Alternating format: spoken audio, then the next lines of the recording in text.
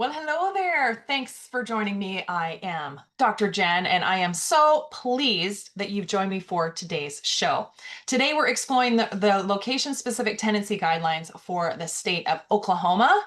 And every time I hear that, I always want to go, oh, Oklahoma. I don't know if you've heard the musical. It's actually pretty cool. Sorry, with the fringe on top. Anyway, all good. In all of my location-specific episodes, I've included hyperlinks to tons of resources for the state, province, or territory. In this case, it's Oklahoma Statutes Title 41, Landlord and Tenant Act. In each of my location-specific podcasts is set up the exact same way, answering the same four questions. What are the basics of tenancy law in that state or province?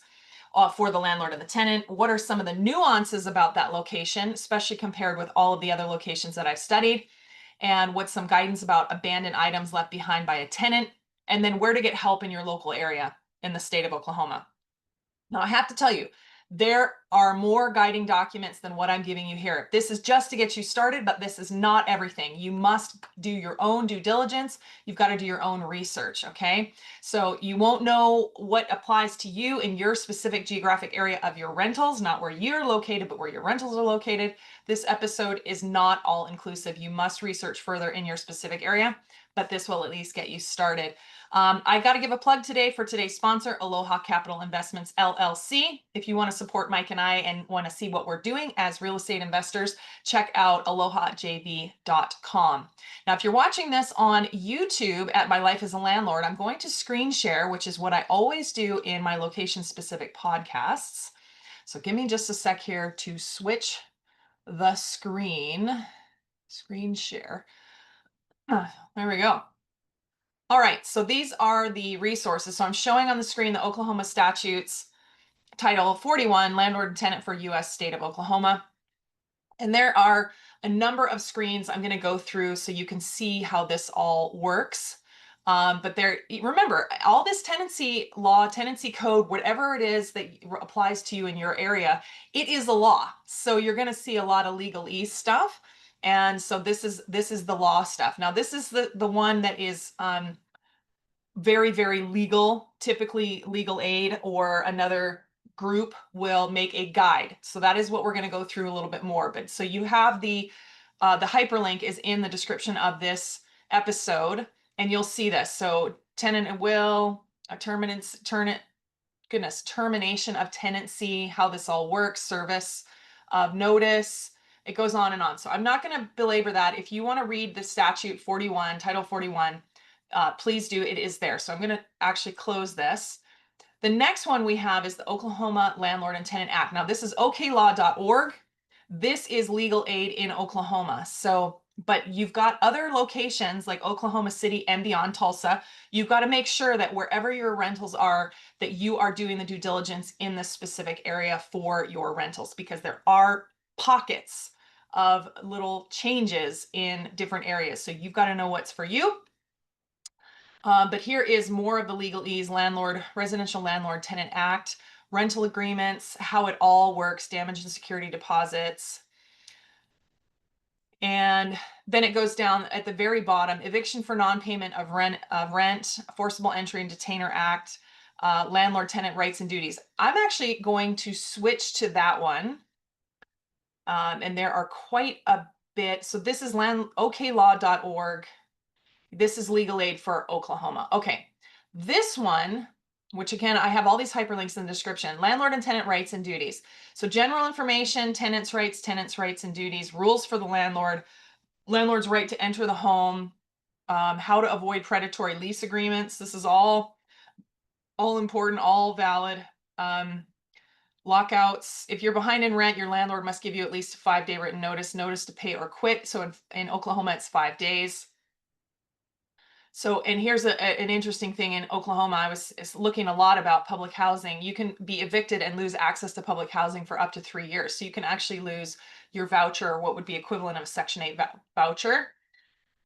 You may be required to pay security or pet deposits, first and last month's rent at the time you move in. And so lockouts. So you've got to be careful especially as a tenant. You have to act in good faith. And you're going to see this as we go through this. Oklahoma is actually really good at this, is going, set the rules, put everything in writing, and then act in good faith. And that's for both the tenant and the landlord. I thought that was actually really, really good that they put that in there. So repairs, there's always in every location that we studied so far, there is always something that says if the tenant has properly notified the landlord of something that's going on that's not safety related, then what do you do? What do you do if the landlord doesn't act? And it's usually a dollar amount. It's usually a day limit, however many days. So in Oklahoma, if the problem can be fixed with $100 or less, give the landlord written notice. And if they don't fix it within 14 days, you can fix it as the tenant and deduct the money for next month's rent. But you've actually got to verify this and put it all in writing. And then the other option is repair or move out. So unlivable, if a unit becomes not safe to live in for whatever reason, then you can move out. Utilities, if the landlord agrees to supply and then doesn't supply heat, running hot and cold water, electricity, gas, or other essential services. Another one that is noted all the time is either pest control or garbage. It doesn't specifically spell that out per se right here in Oklahoma, but you want to make sure you understand the rules of the game of where your units are. So that's important. So security deposit, there's a bit of a list that I go through about how each location does each thing. So for security deposit, how much time do they give you? So it says security deposit is the money you pay before you move in. It's to ensure you leave the property clean and in good repair. And the landlord must put the security deposit in a separate account. Can't be in the same operating account. That's pretty much standard anywhere else, because it's not the landlord's money, it's the tenant's money. When you move out, you must give your landlord a written request stating that you want your security deposit back and give a mailing address where the landlord can mail your deposit. And then the landlord has 45 days. Wow, that's a long time. 45 days from the date of the letter, the tenant has to send the letter to the landlord requesting the security deposit back. If they keep all or part of the deposit, they must give you a list of damages and costs. Now, noted, they didn't say invoices or receipts, right? So you've got to be real careful because it's very, very detailed on the location of what is required. So if a landlord keeps all or part of the deposit from the tenant, then they have to provide the list of damages and costs. You've got to justify it, right? Okay, I'm going to keep going for this. Yeah, rules for the landlord. This again, in Oklahoma, landlord must keep the residence in good repair and keep all the common areas safe, clean, and sanitary condition in an apartments. This is interesting. Oklahoma does this differently. They actually spell out rules for apartments and rules for single family homes. Very different. And single family homes, based on what I'm seeing, that potentially could go up to 4 units because that's still considered residential, but it doesn't actually spell that out in Oklahoma. That's one question. If you've got a 4-plex or less, so maybe it's not just a single family home. If you've got a duplex, a triplex, or a 4-plex, you might want to ask the question if this is the required rules or if a 4-plex is considered an apartment. I honestly don't know on this one. But for an apartment, a landlord is required to provide trash containers and removal, running water, hot water, heat, air conditioning, but only if it's written in the lease. So landlords, if you're a landlord in Oklahoma and you're not providing air conditioning and it's not in the lease, then it's not a required thing for an apartment. But for a single family home, tenant pays for utilities and trash removal unless the landlord will provide these, and sometimes that happens anyway. Usually this is interesting. Usually the tenant must care for the lawn unless the lease says the landlord will provide lawn care. So it defaults to the tenant for lawn care. That's different. I don't normally see that. Other repairs or improvements that the tenant or the landlord agree can be enforced if there's a separate agreement in writing. And that's, we typically don't like tenants to make any repairs. We like to do the repairs because then we can control the repairs. We can control the costs. Proper notice to enter. In Oklahoma, it says landlord must give you at least 24 hours notice. It doesn't say written notice. It just says notice to enter your place. They may enter only during reasonable time. So reasonable hours, they don't actually spell out the hours of the day, but it can't be at 3 in the morning unless it's an emergency like a fire, flood, or anything that would require to call 911 or make emergency repairs like a toilet is overflowing, something like that. Then a landlord can go in. You must allow your landlord to enter your apartment for usual inspections, repairs, and other reasonable purposes, but the landlord has to give proper notice. Interesting. There's another one that I'd say in Oklahoma, they actually spell out if there is criminal activity involved in the property. This is really different. A landlord may immediately file an eviction case in court if anyone who lives with you or your guest has any conduction of drug-related criminal activity at or near the place rented, or they commit a crime that threatens anyone's health, safety, or peaceful enjoyment to their home. That's pretty broad brush here. But if you're causing mischief or someone that's related to you, even if it's not you as the tenant, it's a very interesting thing that criminal activity, it's actually a really good tool that the landlords have. The landlord must only give you a 24-hour written notice that your lease is being terminated. It doesn't mean you have to leave in 24 hours. It means that it's being terminated. And if it's being terminated for cause, I believe it is, there is a day limit. In this instance, I think it depends on what kind of criminal activity it would be. Like if it's domestic violence, there's a day, but check it out here as we go through this. So let's see. Emergencies. Here's another one that's very unique to Oklahoma that I've seen. If the tenant causes a fire, flood, or emergency situation, if it is tenant caused, including their children, right? Including, let's say somebody flushes a toy truck down the toilet and the toilet explodes and there's flooding and it's pretty bad. The landlord may evict you with 24 to 48 hours written notice. They may evict you, especially if it's unlivable. That's a problem. Let's see. Damage to the apartment or house during the lease. If you or your guests cause damage beyond normal wear and tear, we've talked a lot about normal wear and tear on the show, but if it's malicious and it's beyond normal wear and tear, the landlord may give you written notice that you have 10 days to make repairs or clean. Basically, you have to shape up. If you do not have the repairs made within 10 days of the written notice, the landlord may enter and repair the damage or clean it and give you an itemized bill for the repairs or cleaning next time rent is due. Health and safety. If you break a rule, this is tenant, if the tenant breaks a rule in the lease and it affects the health and safety of others, the landlord may give you written notice that if you do not fix the problem within 10 days, you have 15 days to move out, or you may be sued for eviction. If you do fix the problem within 10 days, the landlord may not evict you at the end of 10 days. Basically, what you need to do is at 10 days, the landlord needs to re-inspect. And if they haven't fixed it, then you can move forward with the eviction. If they have fixed it, then the issue's over. But then it starts a trend, right? If it happens again, then you have a trend. Yeah, our philosophy is either you smarten up or you're leaving. And if you leave, it's either you leave voluntarily or I make you leave. That's pretty simple. Okay. Oh, property items that the tenant leaves behind. This is interesting because one of the points of the location specific episodes is all about abandoned items. So this is all the items you leave behind. So if you're evicted, the sheriff will post a notice on your door and you have 48 hours to remove your property. You have 48 hours from the time of the posting, and it will say right on it, date and time, when you have to be out, and then the sheriff will come and they'll change the locks. You have 48 hours to remove your property, and that's everything. If you leave property behind, meaning personal belongings, you must pay the landlord what you owe before you can get your property back, and the landlord can charge storage fees. So that's interesting. There's a lot of places where you can't actually take personal property in exchange for back rent. They don't typically mix the two, but here in Oklahoma, they do.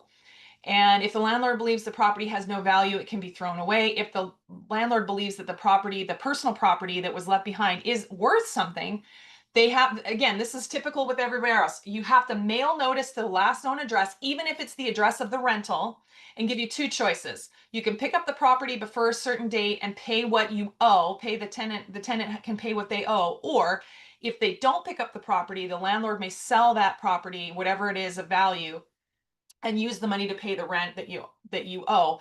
You will be charged for the cost of the sale and any storage. Now, here's the kicker on this. They also do not talk about any damages, right? Because in theory, this is all about personal property paying back rent and then sale fees and storage fees. But if there's damage to the unit, in theory, you'd have a security deposit for that, which then you would make an itemized list. And again, you need to mail that back to the person if they request it. Remember, the security deposit in Oklahoma is only returned it looks like if a tenant is just, if a tenant requests it, which is kind of strange to me because it's sort of, you would think that it would be automatic, that it would be, hey, landlord, give this back. Um, Interesting. Moving out. I'm just looking at the rest of these. Eviction for non-payment of tenant demand letters. I'm going to leave those for now. I'm going to switch the screen and we're going to go to this one. What are your rights and duties as a tenant? So these are very simple.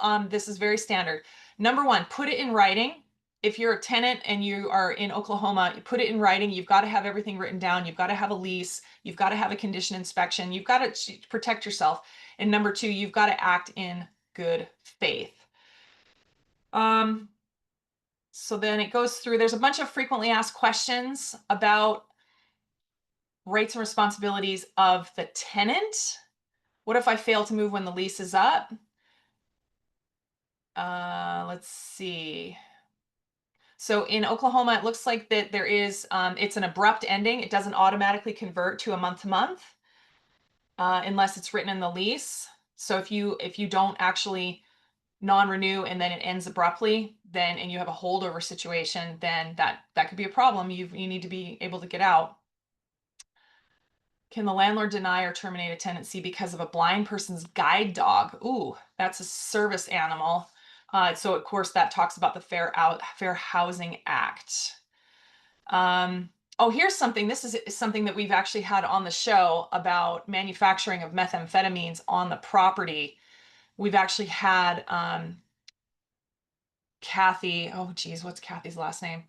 We've had her on the show because her rental was used in manufacturing meth in Colorado, and it was really awful.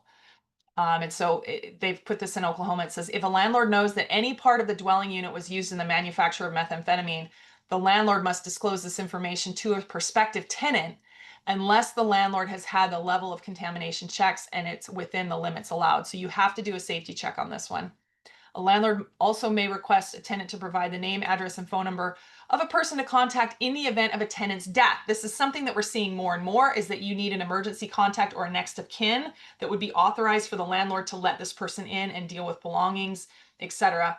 The landlord may also ask a tenant to sign a statement that in the event of the tenant's death, the named person may enter the dwelling unit, remove the tenant's property, and receive the security deposit. All of this is important.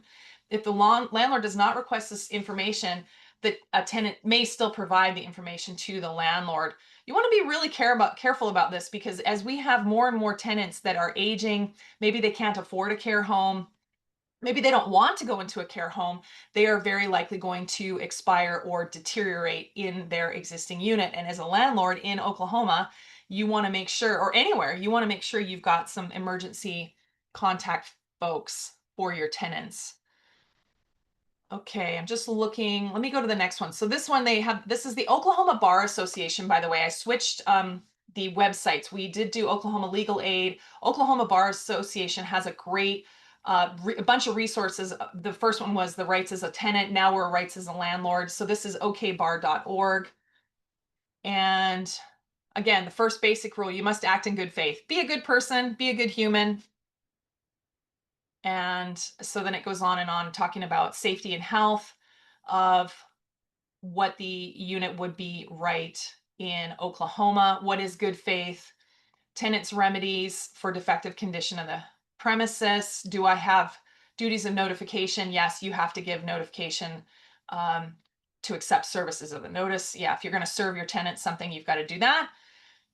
Do I have the right to enter a tenant's dwelling unit? Yes, but you've got to give them proper notice. It says at least 1 day's notice. And again, it doesn't say written notice.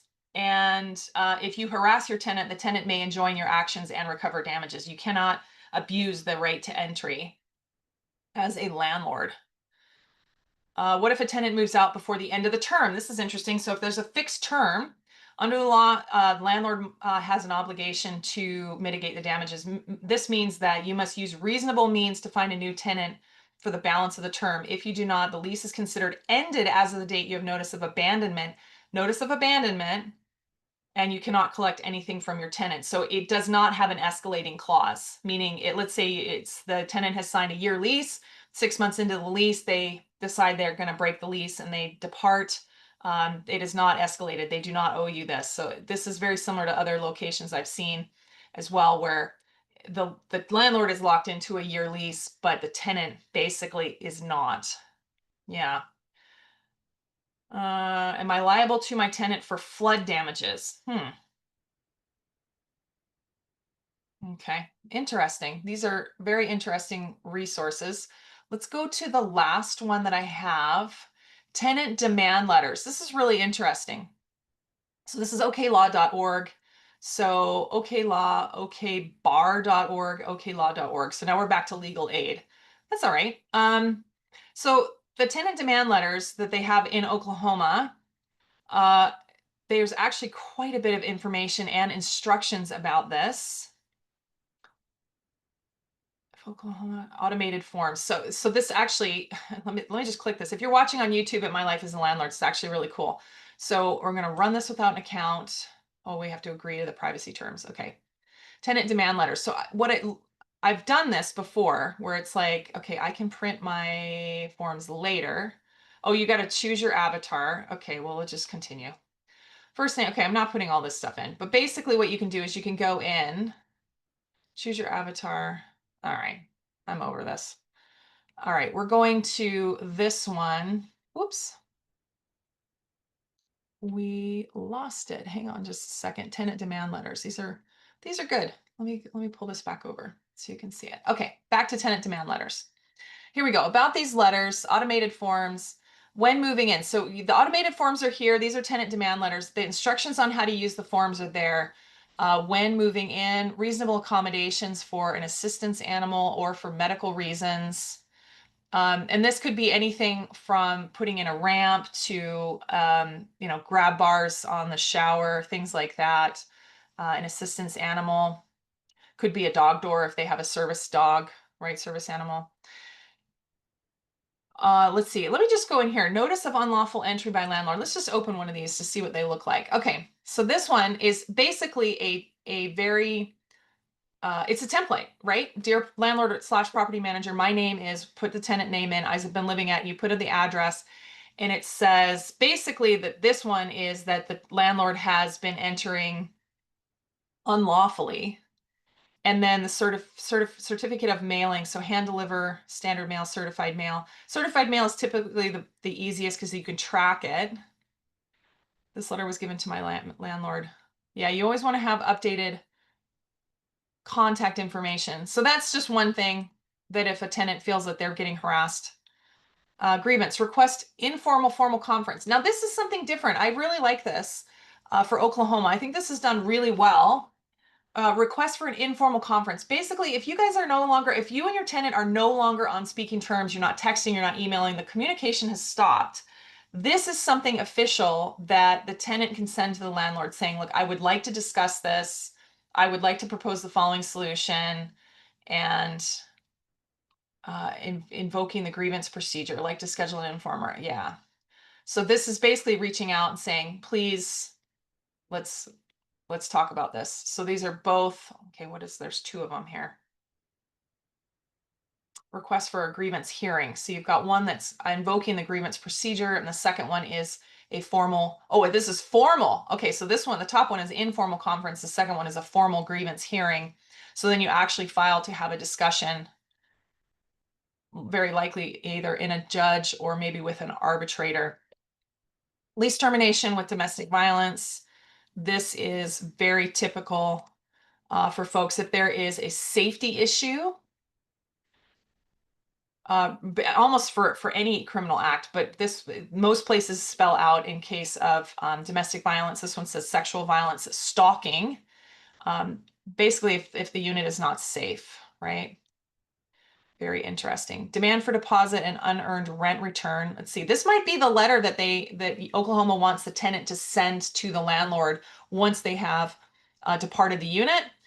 So put in tenant name, address. The day I moved out was, oh, this one says the unit has been destroyed and I was forced to move. Oh, so you better, oh, and it's got the Title 41 spelled out right there. So I demand you return. Okay, so this is if the unit has been destroyed. Things left behind, we've talked about this already. Proof of key return. Some of these are really good.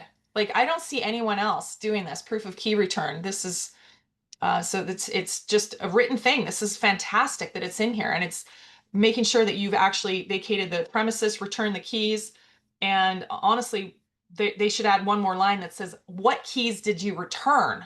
Not just the unit key. You know, you might have a mailbox key, you might have a laundry key, a key to the gate, key to the common area.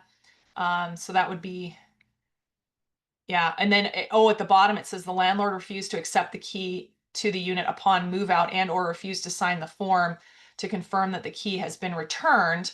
And then I state under the penalty of perjury under laws of Oklahoma that the foregoing is true and correct. So again, you're really protecting yourself with these forms. That's interesting. I've not ever seen the proof of key return. Demand for exempt property. What is that one? Oh, this is so we're left in the unit. Okay, so this is the exempt property, meaning I demand that you allow me to retrieve my exempt property left in the unit. Oklahoma law does not allow you to have a lien on my exempt property, including, oh, there's a whole laundry list of stuff: tools, musical instruments, books used in any trade, family portraits, clothes, basically anything that would be like personal: soap, contraceptive devices, washing machines, refrigerators, food, appliances personally used by the tenant for protection of her or his health, baby items. And then of course it has the Title 41 lien on tenant's property items as well. Interesting. Okay. So these are your pre-made forms that is actually really good. One thing that I didn't see was late fees. Let's go back to the landlord, Residential Landlord Tenant Act, Title 41, and see if there is a late fee in Oklahoma. And if it is, what is it? So this is tenant removal of furniture, enforcement of lien. Okay, hang on as we look through this. It doesn't really have that one. Let's look at the other one. Actually, where is the, oh, I may have closed it. Hang on a second, because we've got the actual Oklahoma statute. Let me pull this back over. Here we go. Let's go in here. So this is actually the law again. So this is Title 41, and then it's all of the detail part. So when we're looking at late notices or late rent, how does Oklahoma look at late rent? And then we'll continue on. I think we have about exhausted my list of stuff that I like to go through. I didn't see landlord retaliation, but we'll go through the list here. Hang on a second. So tenant at will, rates of subleases, life grants. This is interesting, life grants. There's a couple other places that do that where people basically rent it until the end of their life and they pay in advance a bit. Loose regime, okay. Case, okay, let me just keep going. Repealed laws, short title, definitions of act, mitigation, settlement. Good faith performance. Again, this is one thing I really think that Oklahoma does really well. Assistance animal.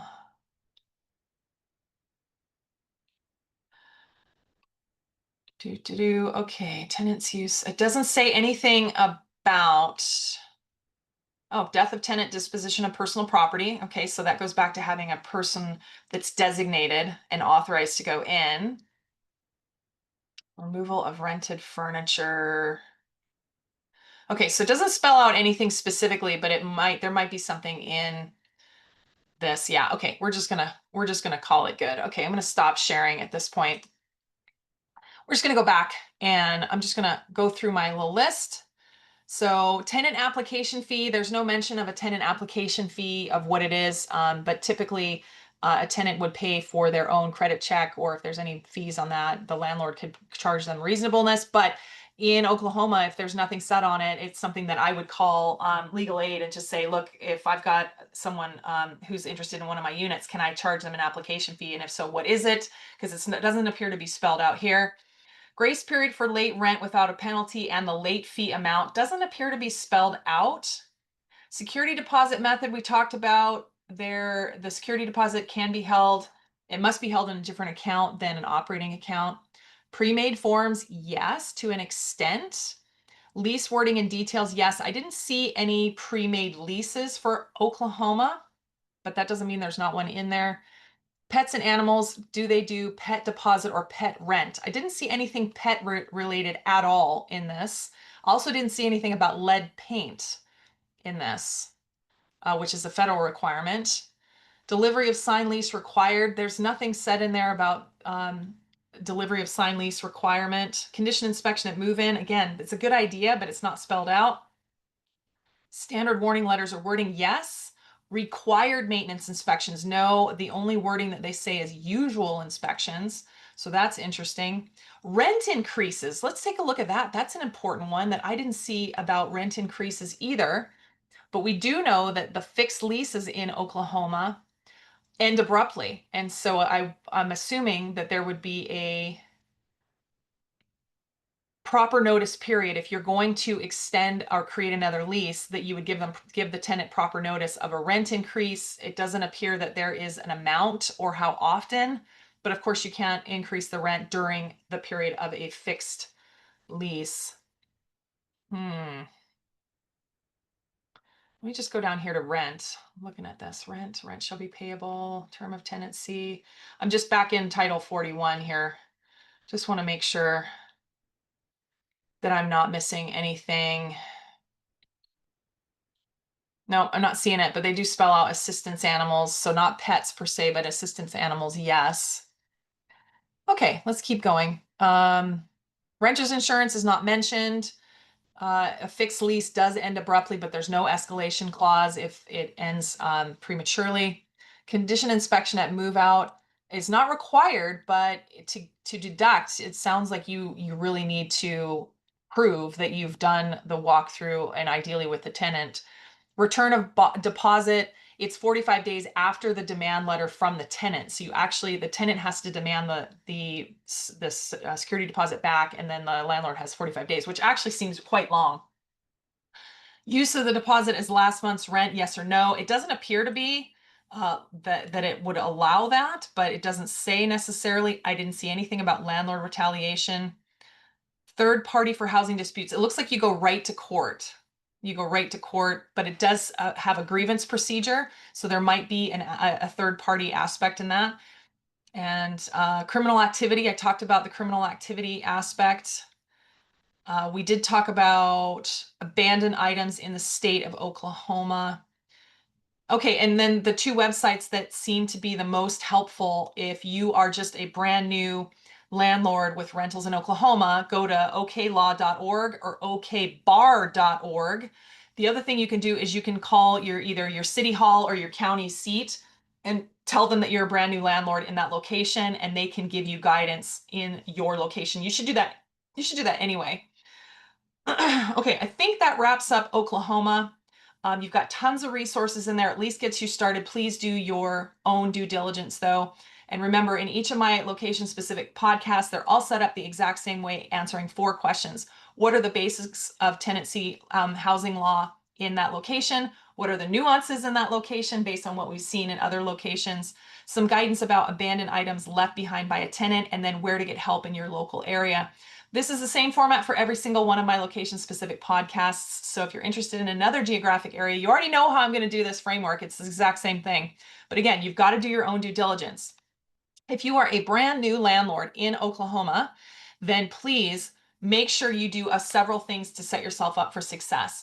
Read the Oklahoma Statutes Title 41 or a number of these other resources for you. Make sure you are also learning from fellow landlords in that area.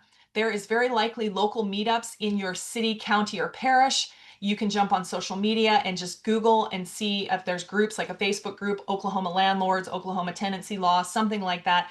If there isn't anything, there are national ones. You'll see me in those environments as well, and say, where do I find a local meetup group in X location in Tulsa, Oklahoma, or wherever you might be? Then you can find that as well. They probably have the similar questions that you do, and they might have a lot of your answers, especially if you're a new landlord.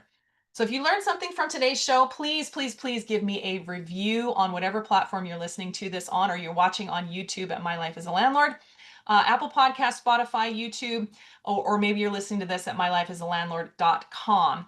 I hope you enjoyed today's show all about the U.S. state of Oklahoma. And I am recording this episode in Memphis, Tennessee. Why? Because real estate takes you places. Where do you want real estate to take you? Join me in the next episode live right now in the library, episode 145, about the great state that I'm sitting in now, Tennessee. I'll see you there.